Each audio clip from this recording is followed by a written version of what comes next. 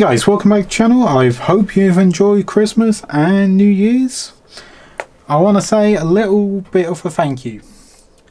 So, just before Christmas, we hit a YouTube milestone. Not a subscriber milestone, but a view milestone. If any of you know how YouTube works, you may be getting where I'm going with this. So, you have to hit 4,000 watch hours within a year to be eligible for YouTube partnership. So if you told me maybe 10, 11 years ago when I first started this channel that I would actually end up start to make money from this, I'd tell you, nah, fuck off. I wouldn't believe you. But with the release of the WPL D64 and the I want to say B36 transporter and also the Suzuki Jimny, we actually hit that milestone. I apologise if you now start seeing ads in front of my videos or midway through the videos, but just to let you know, all that money that is earned through YouTube ads is going straight back into this channel to help it grow, because I enjoy doing this. I hope you guys enjoy watching me doing this sort of stuff, and to be honest, it's something which I never thought I would reach. So again, thank you. So let's get back into this video. You may be wondering, what have we got here? Well, you may know you've got a D12 body. You may also know this is a D64 chassis. So this is the brand new all-wheel drive chassis. So you may know that I also have a full-size one of them. You can see it on my desktop background. When I say full-size one, mine is technically, I think, like 3 or 4 generations above the ST90 Suzuki carry, which this is based on. Mine's a DD51T, which, being very specific on the fact that it's a DD model, it means it's 4-wheel drive, or selectable 4-wheel drive. So I came up with, I've always been wanting to make a mini-me version of it.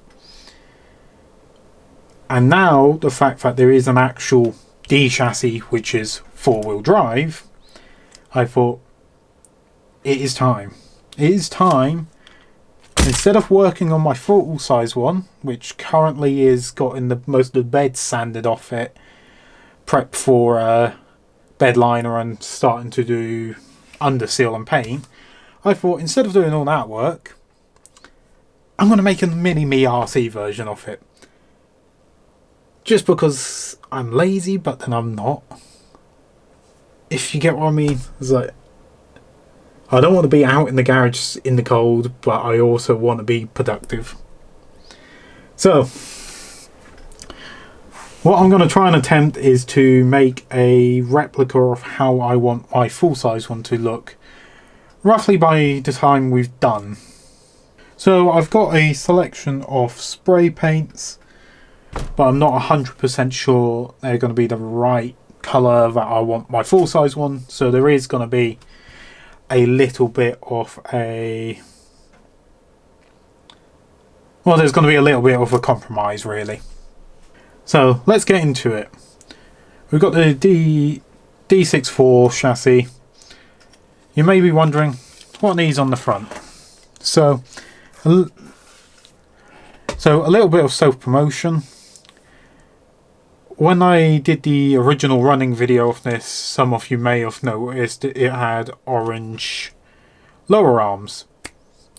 So what those orange arms were was my original lowering kit for building it is into a drift car. but they didn't handle rocks very well and ended up smashing up. So I've gone back to the drawing board and redesigned my lower arms and top arms, and this time a shock mount as well. So with the lower arms, they're a lot thicker, a lot wider, and they can withstand the abuse of off-roading this.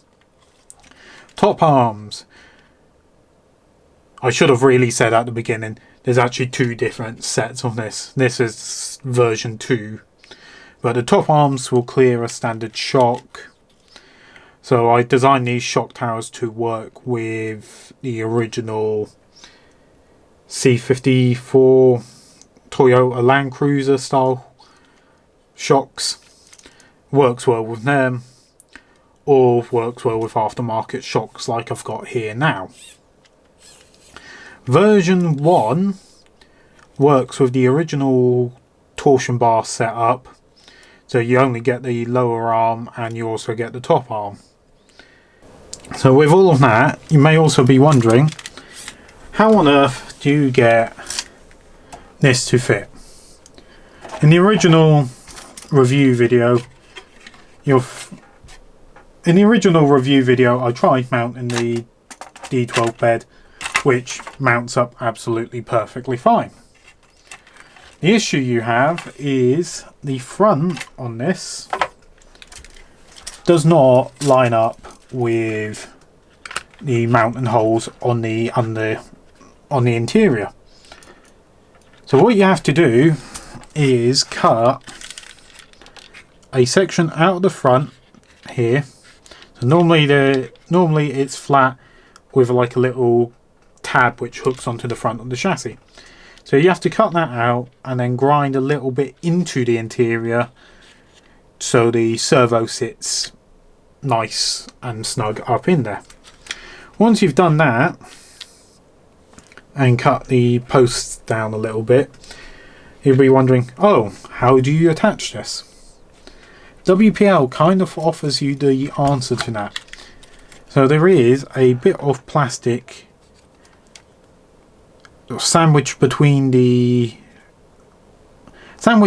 control board and the adjustable toe. What you need to do is take the board off first of all before you do this. You need to line it up with the wheels off, and then you need to drill holes into it and through both bits. Then you can use WPL hardware to attach it. And surprisingly, that is quite a strong bond. And then once you've gotten the cab on, the cab clicks onto the interior, and then the cab gets clicked into the back of the bed. So it holds it on very well. So another little thing I've done to this chassis as well is I've locked it all the way around. So it's got a locked rear diff, and how you do that, you just put a standard rear axle on it. On the front you have to disassemble it and put a little bit of hot glue or whatever, depending on how permanent you want it. Hot glue if you don't want it fully permanent, so you can take it out if you don't like it. In my case, I want to be off-roading this, and I found with locked rear axle was good, but with an unlocked front it did struggle a little bit once you ended up like beaching it on the transmission. But apart from that, it's pretty much stock. It's still got plastic drive shafts. Still waiting for WPL to make some metal front drive shafts before I decide to go full KM on the inside. So let's get this little project started by sanding the body down and painting. Let's get to it.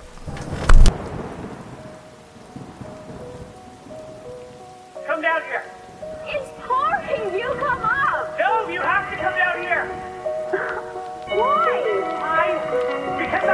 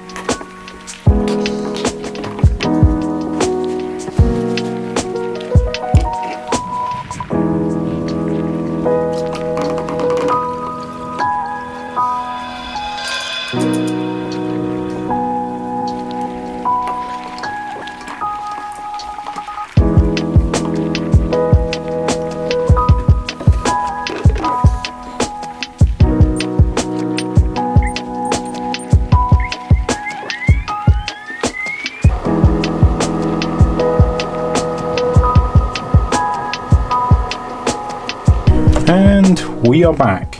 So what I ended up painting the body as is in a Ford Coral beige. When you actually look at it, you realise this is actually pretty close to one of the standard colours which these cabs come in. And compared it to my Jimny, and well, my colourblind arse can't really tell that much difference between the two. But we were trying to aim for like a retro-y looking thing for a full-size truck, but we didn't want to go like an extreme colour. We did think about like this sort of browny beige, like I know it's a darker colour, but we could not find anything similar to it. We ended up with a bunch of different colour paints. Some were darker, some were lighter, and so on. I've done a little bit off camera. This has now had 2 layers and clear coated, just to try and speed up the video a little bit more. And another little thing I've done off camera is I have resin printed some 1-inch rims, or 1-inch beadlocks. Not beadlocks, but basically 1-inch rims to take 1-inch tyres, which that's what I'm planning to run. I'm planning to run on my full-size truck rally tyres, and these are basically a replica of a Compomotive rim. So I need to get these primed and painted up white. Need to get these off the spruce, and I need to get the bed liner done. Bed liner in a matte black. So enough talking, let's get to it.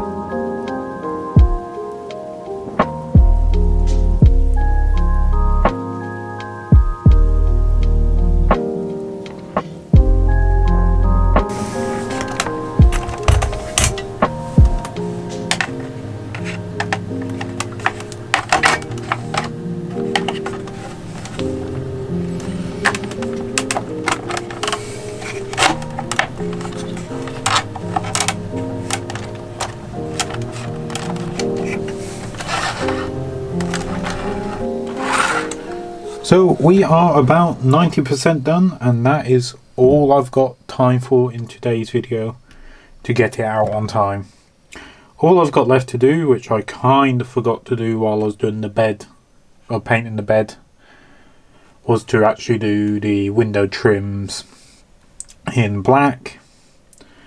So I'm going to have to take the cab off, remask it, and do the window trims. Apart from that, the only... oh, and I had all the little accessories on, like the wing mirrors, side markers. And I also want to finally get this roof bar wired up, but in a way where it isn't running so many cables. The only little bit I kind of want to change on it is the colour of these rims. I don't know, white seems to clash too much with this body, I think, or with the body colour. I think it clashes too much. So I may go gold, same as my original slot mag wheels, because I kind of like the look of them, and I think the colour tone of gold would also match, like the striping. There's a few other little bits and details I want to do as well, like these latches I want to do black. My truck has them in black. There's other bits of details I want to do, but I don't think I can. I've got, on the back of mine, I've got Suzuki written here. And I've also got, on the rear of mine, I've got some, I think it was like where it originally came from in Japan and so on. And then it says Suzuki, and then it says Suzuki Carry. I've got some stickers which say that, but they have like a white background to them. So they're not just a text. So I may see if I can make up some water transfer slides and do it that way. The other little bit, well, I haven't changed the rims on this side yet, because I also need to trim down the rear axle just a tad to push this rear wheel under so it doesn't catch on the arch as much. Front one just needs pushed on the drive shaft a little bit more, as there's a little bit of in and out play, but apart from that it looks quite good. Kind of how I want to build my full-size one. Some of you may be asking, oh, what about the roof rack? Well, I made this a while ago on a design from Hard Cargo, which makes roof racks for K-trucks over in Japan. So I just copied one of their designs, shrunk it down to 1/10 scale. It's just I need to buy or build myself one for the full-size one now. So apart from that, really not much else to say apart from like, comment, subscribe. Thanks for watching, and I'll see ya.